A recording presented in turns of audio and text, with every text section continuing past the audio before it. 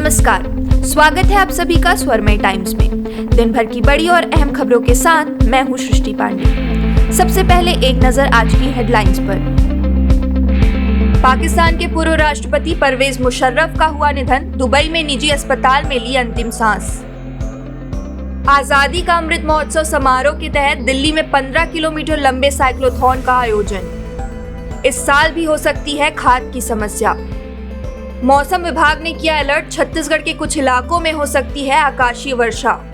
आंगनबाड़ी कार्यकर्ताओं के 2 दिवसीय आंदोलन पर बोले भाजपा मंत्री बृजमोहन अग्रवाल। पाकिस्तान के पूर्व राष्ट्रपति परवेज मुशर्रफ के निधन की खबर सामने आ रही है। मीडिया रिपोर्ट्स के मुताबिक मुशर्रफ का शुक्रवार को दुबई के एक निजी अस्पताल में निधन हो गया। बताया जा रहा है कि वो लंबे समय से बीमार चल रहे थे और गुरुवार से वेंटिलेटर पर थे। उन्हें दिल और अन्य बीमारियों के चलते दुबई के एक अस्पताल में भर्ती कराया गया था। मुशर्रफ 2001 से 2008 तक पाकिस्तान के राष्ट्रपति रहे। इससे पहले वो सेना के प्रमुख भी थे। कारगिल युद्ध के लिए सीधे तौर पर मुशर्रफ को जिम्मेदार ठहराया जाता है। उस समय परवेज मुशर्रफ को लगा था कारगिल में घुसपैठ कर पाकिस्तान को भारत पर रणनीतिक बढ़त मिल जाएगी, लेकिन ऐसा हुआ नहीं और पाकिस्तान को मुंह की खानी पड़ी, जिसमें सैकड़ों पाकिस्तानी सैनिकों को युद्ध में अपनी जान गंवानी पड़ी थी।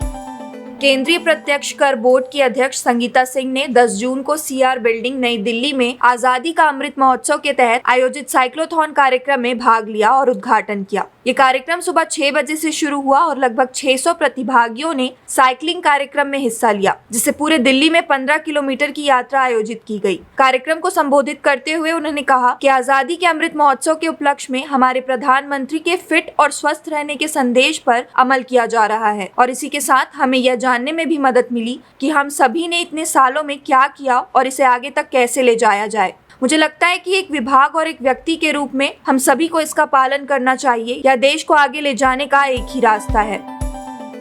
छत्तीसगढ़ के किसानों को खाद की समस्या का सामना इस बार फिर करना पड़ सकता है। खाद की आपूर्ति को लेकर पक्ष विपक्ष आमने सामने है। छत्तीसगढ़ सरकार का आरोप है कि केंद्र सरकार खाद नहीं दे रही है और छत्तीसगढ़ के साथ केंद्र सरकार भेदभाव कर रही है। राज्य के कोटे से केंद्र सरकार ने कटौती किया है, जिसके चलते किसानों को खाद की समस्या हो रही है। भारतीय जनता पार्टी कह रहे हैं कि केंद्र सरकार लगातार खाद उपलब्ध करा रही है। खाद आपूर्ति को लेकर नेता प्रतिपक्ष धर्मलाल कौशिक ने कहा कि छत्तीसगढ़ में जब से कांग्रेस की सरकार आई है तब से खाद की कमी शुरू हो गई है। खाद में कालाबाजारी हो रही है। किसानों का शोषण करना यह सरकार की नीति है। यह एक प्रकार से किसानों के साथ शोषण है।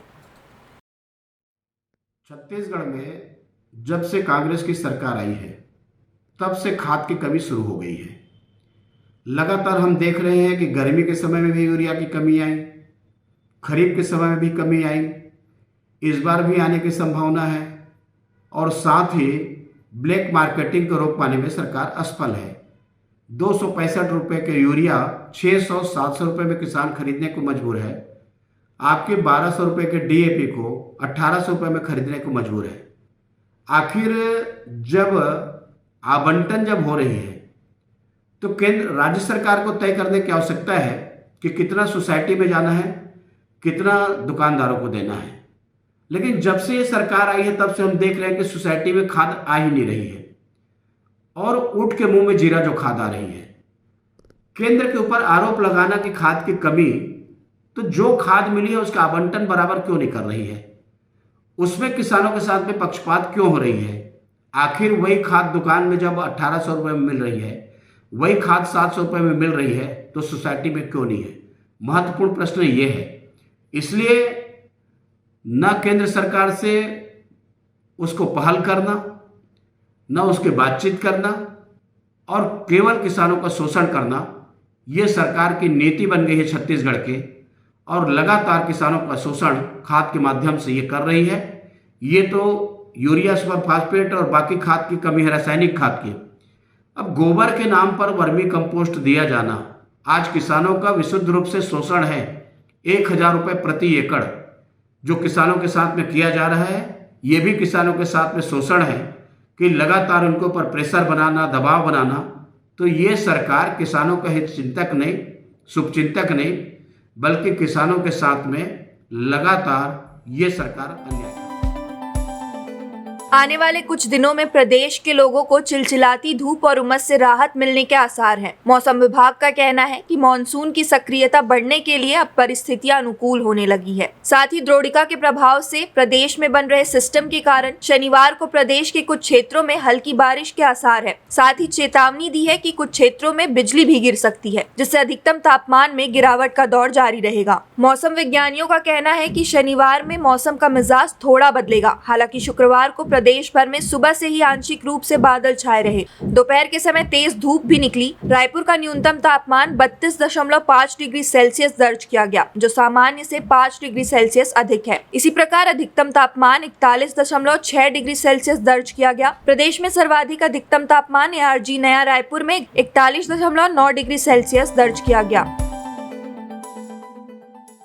छत्तीसगढ़ की राजधानी रायपुर में आंगनबाड़ी की कार्यकर्ता महिला सहायक इस तपती गर्मी में 2 दिन के लिए हड़ताल पर है। वो इससे पहले भी अपने मांगों को सरकार से दोहरा चुकी है, पर सरकार ने अभी तक उनकी कोई भी मांग पूरी नहीं की, जिस वजह से वो इस धरने पर बैठी हुई है। इस पर भाजपा के मंत्री बृजमोहन अग्रवाल ने कहा कि सरकार गहरी नींद में सोई हुई है, उनको फुर्सत ही नहीं है कि वो उनसे बात करे। मैं मुख्यमंत्री भूपेश बघेल से आग्रह करता हूँ कि वहाँ पर एक बार जाकर देखे कि किस प्रकार हमारी मातृशक्ति इस तपती धूप में आंदोलन कर रही है और उनका यह आंदोलन बेकार नहीं जाएगा। भाजपा उनका समर्थन करती है। पूरे छत्तीसगढ़ की आंगनबाड़ी कार्यकर्ता पिछले 2 दिनों से रायपुर की सड़कों पर भूखे प्यासे गर्मी में अपने बच्चों के साथ में और डटी हुई हैं। सरकार कुंभकर्णी निद्रा में सोई हुई है, उसको फुर्सत नहीं है कि उनसे बात करें।